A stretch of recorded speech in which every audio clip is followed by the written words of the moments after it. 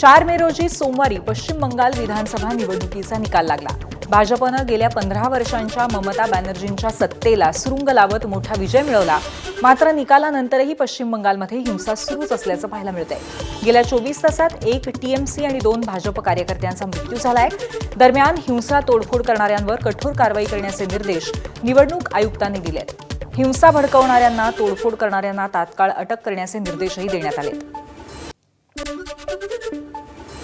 कोलकात्याच्या टॉलीगंज परिसरामध्ये काल रात्री गोंधळ उडाला। इथल्या HPCL पेट्रोल पंपावरती एका गटाने हल्ला केला। टीएमसीच्या 30 ते 40 गुंडांनी हल्ला केल्याचा आरोप पेट्रोल पंप मालकाने केलाय।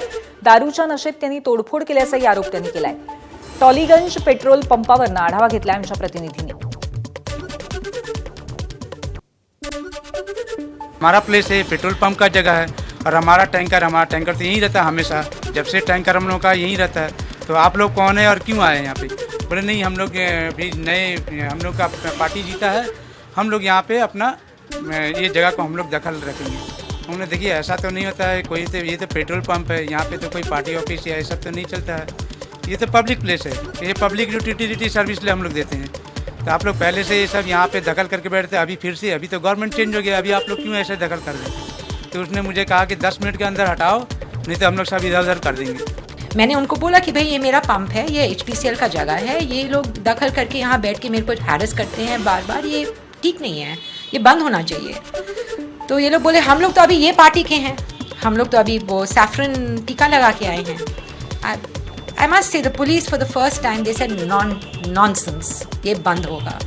जो पहले होता था कि भाई हम पहले CPM के अगर गुंडे हैं, जो ऐसे रिजीम बदली हुआ, अभी हम वो पार्टी के गुंडे हो गए। ये अभी नहीं चलेगा, ये गुंडागर्दी बंद होगा, यहाँ पे काम होगा, यहाँ महिलाओं का आदर किया जाएगा। पश्चिम बंगालमधल्या निवडणुकीमध्ये तृणमूल काँग्रेसचा सुपडा साफ होऊनही ममता बॅनर्जींची आक्रस्ताळी भूमिका कायम आहे। संविधान धाब्यावर बसवत ममता बॅनर्जींनी मुख्यमंत्री पदाचा राजीनामा द्यायला ठाम नकार दिलाय। निवडणुकीत हरल्यानंतरही मुख्यमंत्री पदाचा राजीनामा न देण्याची देशाच्या राजकीय इतिहासातली पहिलीच घटना आहे। पक्षाचा धुव्वा उडूनही ममता बॅनर्जी पराभव कबूल करायला तयार नाहीये। ममता बॅनर्जी पराभूत झाल्या आहेत, त्यांनी पराभव नम्रपणे स्वीकारावा। पहिल्यांदाच त्यांनी मुख्यमंत्री म्हणून सर्वोच्च न्यायालयामध्ये धाव घेतली। सर्व बाजू ऐकून न्यायालयाने निकाल दिला। आता त्या मोठ्या फरकाने पराभूत झाल्या आहेत। त्यांचे स्वतःचे लोकही त्यांच्यापासून दूर गेलेत, तरीही त्या राजीनामा देणार नाहीत असे म्हणतात। याचा अर्थ काय? देशाची लोकशाही त्यांना किती कमकुवत करायची आहे असा सवाल विचारत भाजप नेते रविशंकर प्रसाद यांनी ममता बॅनर्जींवर टीका केली आहे। संविधान के मुताबिक 8 तारीख को बंगाल की विधानसभा का टर्म ही खत्म हो जाएगा, उससे एक दिन आगे नहीं बढ़ सकता है। जब विधानसभा खत्म हो गई, आप भी खत्म हो गई, आप तो हार चुकी हैं, फिर भी कर मैं इस्तीफा नहीं दूंगी। और यही लोग कौन हैं जो संविधान के प्रोटेक्शन की बात करते हैं? ये बिल्कुल बेबुनियाद बात है। मैं इतना ही कहना चाहता हूँ, जनता ने जवाब दे दिया है, उस जनता के जवाब का सम्मान करिए। पश्चिम बंगालमधल्या सिराज उद्यानावरती भाजप समर्थकांनी शिवाजी उद्यानाचा बोर्ड लावलाय। सिराज उद्यान कोलकात्याजवळ बारासत या भागामध्ये आहे। पूर्वी याला हातीपुकूर पार्क म्हणून ओळखलं जायचं। नंतर पश्चिम बंगाल सरकारने याचं नूतनीकरण करून त्याला सिराज उल दौला वरून सिराज उद्यान असं नाव दिलं। पश्चिम बंगालमधील विजयानंतर भाजप समर्थकांनी उद्यानावरती शिवाजी उद्यान असा बोर्ड लावलाय। पश्चिम बंगालच्या जियागंजमध्ये पुतळ्याचं राजकारण सुरू असल्याचं पाहायला मिळतंय। भाजप कार्यकर्त्यांनी लेनिनचा पुतळा हटवलाय। याबाबत तृणमूलच्या खासदार महुआ मोइत्रा यांनी ट्विट केलंय। भाजप कार्यकर्ते लेनिनच्या पुतळ्याच्या जागी शिवरायांचा पुतळा उभारणार आहेत। पश्चिम बंगालच्या करीमपूर विधानसभा मतदारसंघातील काँग्रेस उमेदवार पूजा रॉय चौधरी यांच्या नेतृत्वाखाली पक्ष कार्यकर्ते आणि समर्थकांनी टाळं तोडून काँग्रेस पक्ष कार्यालयावरती पुन्हा ताबा मिळवलाय। यापूर्वी या काँग्रेस पक्ष कार्यालयावरती तृणमूलने ताबा मिळवला होता। अमित शहा उद्या पश्चिम बंगालच्या दौऱ्यावर जाणार आहेत। 8 मे रोजी भाजपच्या आमदारांच्या बैठकीची शक्यता आहे। अमित शहा भाजपचे पश्चिम बंगालचे पर्यवेक्षक आहेत। बैठकीनंतर भाजपकडनं मुख्यमंत्री पदाच्या नावाची घोषणा करण्यात येणार का हे पाहणं महत्त्वाचं असेल। पश्चिम बंगाल आणि तामिळनाडूमध्ये झालेल्या पराभवानंतर सावरण्यासाठी आता इंडिया आघाडीची विस्कटलेली घडी पुन्हा रुळावर येण्याची शक्यता आहे। त्या दृष्टीने हालचाली सुरू झाल्याचंही दिसतंय। पश्चिम बंगाल विधानसभा निवडणुकीतला निकाल भाजपने चोरल्याचा आरोप इंडिया आघाडीतील नेत्यांनी केलाय. एवढंच नाही तर ममता बॅनर्जींसह ठामपणे उभं राहणार असल्याचा सूरही इंडिया आघाडीतनं उमटतोय. सोनिया गांधी, राहुल गांधी, अरविंद केजरीवाल, अखिलेश यादव, तेजस्वी यादव आणि उद्धव ठाकरे यांचा फोन आल्याचं ममता बॅनर्जींनी सांगितलं.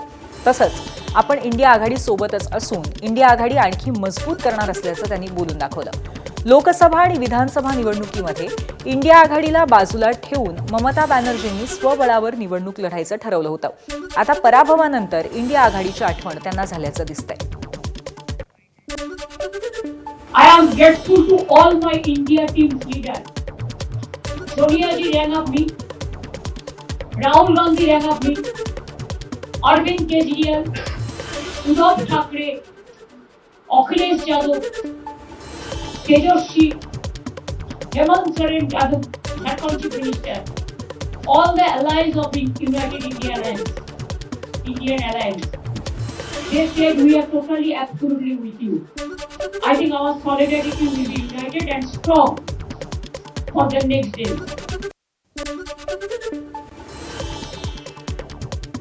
मतचोरी करून कधी मतदारसंघाची चोरी तर कधी पूर्ण सरकारची चोरी केली असं म्हणत राहुल गांधी यांनी एक्स पोस्ट करून भाजपवर हल्लाबोल केलाय. लोकसभेत भाजपचा दर 6 खासदारांमागे 1 मतचोरीतनं विजयी झाल्याचा आरोप त्यांनी केलाय. भाजपच्या भाषेत यांना घुसखोरच म्हणायचं का असा सवाल करत हरियाणात तर संपूर्ण सरकारच घुसखोरांनी बनवल्याचं राहुल गांधी म्हणाले. निवडणुका निष्पक्ष झाल्या असत्या तर भाजपला 140ची संख्याही दिसली नसती असा दावाही त्यांनी केलाय. समाजवादी पार्टीचे अखिलेश यादव उद्या पश्चिम बंगालला जाणार आहेत. ममता बॅनर्जींना नैतिक पाठिंबा देण्यासाठी अखिलेश यादव उद्या दौरा करणार आहेत. पश्चिम बंगाल निकालांबाबत ममतांच्या आरोपांना ते नैतिक समर्थन देणार आहेत. इंडिया आघाडीच्या नेत्यांची पुन्हा एकजूट होते. पराभव झाला नाही या ममता बॅनर्जींच्या मताशी सहमत असल्याचं संजय राऊत म्हणाले. ममता बॅनर्जींना सत्तेत येण्यापासून रोखणं हेच भाजपचं टार्गेट असल्याचा आरोप त्यांनी केलाय. राजीनामा न देण्याचा हा आंदोलनाचाच भाग असल्याचं त्यांनी सांगितलं. तर ममता बॅनर्जी यांनी मुख्यमंत्रीपदाचा राजीनामा दिला नाही तरीही फरक पडत नाही. जनमताचा सन्मान त्यांनी कधीही राखला नाही असं म्हणत भाजपचे मुख्य प्रवक्ते नवनाथ बन यांनी त्यांच्यावर टीका केली. की हा पराभव झालेला नाही या मताशी आम्ही सहमत आहोत. ज्या पद्धतीनं पश्चिम बंगालमध्ये मोदी आणि अमित शहा यांनी इस्रायल युद्धाप्रमाणे परिस्थिती निर्माण केली. ममता बॅनर्जी यांचा पराभव यावेळेला करून दाखवायचाच या एका जिद्दीनं आणि एका ईर्षेनं, द्वेषानं ही निवडणूक लढवून ममता बॅनर्जी यांना सत्तेत येण्यापासून रोखलं. त्या जिंकलेल्याच आहे, ते खरं आहे. त्यांनी असे सांगितले मी राजीनामा देणार नाही कारण मी विजयी झालेले आहे. मी राजीनामा देणार नाही हा त्यांच्या आंदोलनाचाच एक भाग आहे. एखाद्याला नोकरीमधनं काढून टाकल्यानंतर मी राजीनामा देणार नाही अशी भूमिका घेतल्यानंतर त्या राजीनाम्याला काही अर्थ नसतो. तुम्हाला जनतेनं घरी बसवलंय, तुम्हाला जनतेनं पश्चिम बंगालमधनं काढून टाकलंय. त्यामुळे तुम्ही राजीनामा दिला काय, नाही दिला का, पराभव स्वीकारला का किंवा नाही स्वीकारला का यांनी काहीही फरक पडत नाही. जनमतांचा सन्मान राखणं हे ममता दिदींनी कधीही केलं नाही. त्यामुळं ममता बॅनर्जींची ही भूमिका काही नवीन नाही. कारण गुंडगिरी करणं, दादागिरी करणं हे 15 वर्ष ममता दिदींनी पश्चिम बंगालमध्ये केलंय. पराभव होऊनही राजीनामा न देण्याची ममता बॅनर्जींची भूमिका चुकीची आहे असं मत उज्ज्वल निकम यांनी व्यक्त केलंय. राष्ट्रपती राजवट लागेल असं त्यांना वाटत असेल तर ते चुकीचं आहे असं निकम म्हणाले. पराभव मान्य नसेल तर न्यायालयीन प्रक्रियेचा वापर करावा आणि राजीनामा न देण्याची ममतांची भूमिका चुकीची आहे असं निकम यांनी स्पष्ट केलंय. मुख्यमंत्रीपदाचा राजीनामा देणार नाही. लोकशाही मार्गाने निवडून आलेल्या सरकारला सत्तेवर येऊ देणार नाही. अशा अप्रत्यक्षपणे ते राज्यामध्ये नाही तर देशामध्ये एक वेगळी विचित्र परिस्थिती ते निर्माण करू पाहते. जर अशी परिस्थिती उद्भवली पण मला अजूनही अपेक्षा आहे आणि आशा आहे राज्यपालने हस्तक्षेप करण्या अगोदरच पराभवाने वैफल्यग्रस्त मानसिकदृष्ट्या खचलेल्या ममता बॅनर्जींना शहाणपणाचा मार्ग सुचेल. तामिळनाडूतल्या चेन्नईच्या नेहरू स्टेडियमवर उद्या सकाळी 10 वाजता अभिनेता विजय यांचा शपथविधी होणार आहे. शपथविधीची जय्यत तयारी सुरू आहे आणि संपूर्ण बहुमत सोबत घेऊनच शपथ घेण्याचा विजयचा प्लॅन आहे. विजय यांनी आज राज्यपालांची भेट घेऊन सत्ता स्थापनेचा दावा केलाय. तसंच उद्या होणाऱ्या शपथविधी सोहळ्यासाठी जय्यत तयारी सुद्धा करण्यात आली आहे. तामिळनाडूमध्ये काँग्रेसचा हात अभिनेता विजय सोबत आहे. तामिळनाडू काँग्रेस TVKला पाठिंबा देणार आहे. काँग्रेस प्रदेशाध्यक्ष के सेल्वा पेरुंगथा यांनी विजय यांची भेट घेतली. TVKच्या मुख्यालयामध्ये काँग्रेस आमदारांनी विजय यांची भेट घेऊन पाठिंब्याचं पत्र दिलं. काँग्रेस संसदीय पक्षानेही विजय यांना संपूर्ण पाठिंबा दिलाय. अभिनेत्री पूजा हेगडेने इंस्टाग्रामवरती विजयसोबतची एक पोस्ट शेअर केली आहे. विजय मुख्यमंत्री होणार हे आधीच सांगितलं होतं, अशा आशयाची पोस्ट शेअर करत पूजानं विजय यांचं अभिनंदन केलंय. केरळमध्येही सत्ता स्थापनेसाठी हालचाली सुरू झाल्या आहेत. मुख्यमंत्रीपदी रमेश चेन्निथला यांचं नाव आघाडीवर आहे. राहुल गांधींकडनं रमेश चेन्निथला यांना शुभेच्छा दिलेल्या आहेत. राहुल गांधींसोबत बैठक झाल्यानंतर रमेश चेन्निथला तिरुवनंतपुरमसाठी रवाना झालेत. आसाममध्ये 12 मे रोजी नव्या सरकारचा शपथ सोहळा होऊ शकतो. 11 मेला भाजपने विधिमंडळ पक्षाची बैठक बोलवली आहे. केंद्रीय मंत्री JP नड्डा यांच्यावरती पर्यवेक्षकाची जबाबदारी सोपवण्यात आली आहे. आसाममध्ये भाजप हेमंता बिस्वा सर्मांना कायम ठेवणार की धक्कातंत्र वापरणार हे पाहणं महत्त्वाचं असेल.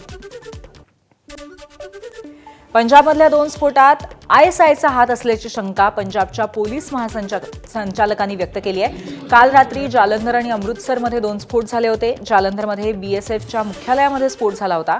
ऑपरेशन सिंदूरला वर्ष होत असल्यामुळे स्फोट घडवले आहेत असे यादव म्हणाले. अशा छुप्या युद्धाला आम्ही भीक घालत नाही असंही त्यांनी स्पष्ट केलं. खलिस्तान लिबरेशन आर्मीने जालंधर स्फोटाची जबाबदारी घेतली आहे. इस इंसीडेंट का हजे किसी ने क्लेम नहीं किया हैगा, पर असी अज्यूम करते हैं कि ऑपरेशन सिंदूर की एनिवर्सरी होने करके this is part of Pakistan ISI's designs to cause disruptions in Punjab. ते पंजाब एक प्रॉक्सी वॉर लड़ रहा हैगा देश के बिहाफ से अगेंस्ट पाकिस्तान. सो एक सिनर्जिक तरीके नाल असी इस इन्वेस्टिगेशन नू अगे लैके जावांगे. जिहड़े परपेट्रेटर्स हैगे उन्होंने अरेस्ट करांगे. वो इंसीडेंट जड़ा हैगा वो राती 8 बजे के करीब होया है. उत्थे क्लेम किया गया हैगा, एक खालिस्तान लिबरेशन आर्मी का क्लेम आया जिसनों असी वेरीफाई कर रहे हैं. इस इंसीडेंट का हजे किसी क्लेम नहीं आया. पंजाबमधले 2 स्फोट हा भाजपच्या निवडणूक तयारीचा भाग आहे असा गंभीर आरोप मुख्यमंत्री भगवंत मान यांनी केलाय. छोटे मोठे स्फोट घडवून भाजप मतं मिळवू इच्छितं असं मान म्हणाले. निवडणुका आल्या की दंगली घडवणं हा भाजपची स्टाईल असल्याचा आरोपही त्यांनी केलाय.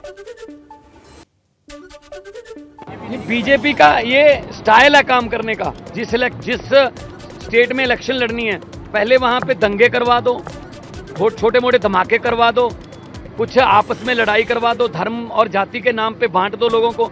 ये बीजेपी की पंजाब की तैयारी है. इसका मतलब ये है आने वाले दिनों में बीजेपी ऐसी हरकतों से बाज आएगी तो पंजाब शांतिपूर्वक सूबा है. पंजाब जो है वो देश के लिए हमेशा खड़ा है. जब भी देश संकट में होता है, चाहे अनाज का संकट हो, चाहे किसी दुश्मन की गोली का संकट हो, पंजाब अपने सीने पर लेता है. 23 मेला मार्को रुबियो भारतात येण्याची शक्यता आहे. अमेरिका भारतातील कटुतेच्या पार्श्वभूमीवर हा दौरा होणार आहे. अमेरिकेच्या पाकिस्तानची वाढत्या जवळीकीचीही या दौऱ्याला पार्श्वभूमी आहे.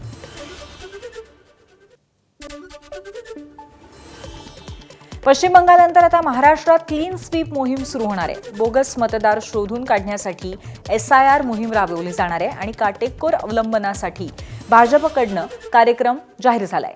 मुंबईतील प्रशिक्षण शिबिरामध्ये नेत्यांना SIR बाबत पदाधिकाऱ्यांना सक्त सूचना दिलेल्या आहेत आणि आता पदाधिकाऱ्यांनंतर लोकप्रतिनिधींनाही भाजप प्रशिक्षण देणार आहे. पंचायत समिती सदस्य, नगरसेवक आणि जिल्हा परिषद सदस्यांना विभागीय प्रशिक्षण दिलं जाणार आहे. टप्प्याटप्प्याने पदाधिकारी, लोकप्रतिनिधी, आमदार, खासदार आणि मंत्र्यांना SIR मोहिमेसाठी प्रशिक्षित केलं जाईल. अंतिम टप्प्यामध्ये मुख्यमंत्री देवेंद्र फडणवीस SIR बाबत आमदार आणि खासदारांना मार्गदर्शन करतील. महाराष्ट्रात केंद्रीय विद्यालय उभारणीचा मार्ग मोकळा झालाय. महसूल मंत्री चंद्रशेखर बावनकुळे यांनी महत्त्वाचा निर्णय घेतलाय. रत्नागिरीमध्ये केंद्रीय विद्यालय उभारण्यासाठी मोफत जमीन देण्याचा निर्णय झालाय. इतर जिल्ह्यातही भविष्यात मोफत जमीन देण्यासाठी शासन निर्णय जारी करण्यात आलाय. खासदार सुप्रिया सुळे आणि सदानंद सुळे यांनी मनसे अध्यक्ष राज ठाकरे यांची भेट घेतली. मुलीच्या लग्नाची पत्रिका देण्यासाठी सुळे दाम्पत्य राज ठाकरे यांच्या भेटीला गेलं होतं. यावेळी राज ठाकरे, शर्मिला ठाकरे आणि उर्वशी ठाकरे उपस्थित होते. सिंधुदुर्ग जिल्ह्यातील कणकवली नगरपालिकेचे नगराध्यक्ष संदेश पारकर शिवसेनेत प्रवेश करण्याची शक्यता आहे. ठाकरेंच्या शिवसेनेची साथ सोडून संदेश पारकर शिवसेनेत जाण्याची शक्यता आहे. कणकवलीच्या पॅटर्नच्या माध्यमातून शहर विकास आघाडीच्या पाठिंब्याने संदेश पारकर कणकवली नगरपालिकेचे नगराध्यक्ष म्हणून निवडून आले होते. गेल्या काही दिवसांपासून शिवसेनेत प्रवेश करण्याच्या चर्चा रंगल्या होत्या. मात्र शहराच्या विकासासाठी कार्यकर्त्यांशी चर्चा करून निर्णय घ्यावा लागेल अशी माहिती संदेश पारकर यांनी एबीपी माझाशी बोलताना दिली आहे. नाही, उभाटाचे ते नव्हते. ज्यावेळी ते नगरपालिकेच्या उमेदवारीला उभे राहिले ते सर्वप्रथम ते माननीय एकनाथ शिंदे साहेबांना भेटले. त्यावेळी आमची आणि मित्रपक्षाची तिथं युती झाली नव्हती. सगळ्या पक्षांनी संदेश पारकरना कणकवलीमध्ये पाठिंबा दिला होता. म्हणून संदेश पारकर त्याचवेळी 400-450 मतानं, नगरपंचायत छोटी आहे, ते निवडून आले. आणि निवडून आल्यानंतर स्वतः ते एकनाथ शिंदे साहेबांना येऊन भेटले होते आणि शिंदे साहेबांनी त्यांनी सांगितलं होतं की पुढची वाटचाल जी आहे तुमच्या आशीर्वादानं मी करणार आहे. महाराष्ट्र प्राधिकरणातील जवळपास 13,000 सेवानिवृत्त कर्मचाऱ्यांची पेन्शन्स रखडली आहेत. त्यामुळे राज्यातील जवळपास 13,000 सेवानिवृत्त कर्मचारी आर्थिक अडचणीत सापडले. मार्च 2026 नंतर कर्मचाऱ्यांना सेवानिवृत्ती वेतन मिळालेलं नाही. त्यामुळे राज्यात ठिकठिकाणी सेवानिवृत्त कर्मचाऱ्यांनी आंदोलन पुकारलंय. मागच्या 6 महिन्यांपासून सेवानिवृत्ती वेतनात आर्थिक अनियमितता असल्याचा कर्मचारी संघटनेने आरोप केलाय. दरम्यान या प्रकरणी संघटनेनं राज्यपाल आणि मुख्यमंत्री देवेंद्र फडणवीसांना पत्र लिहून प्रश्न मार्गी लावण्याची विनंती केली आहे.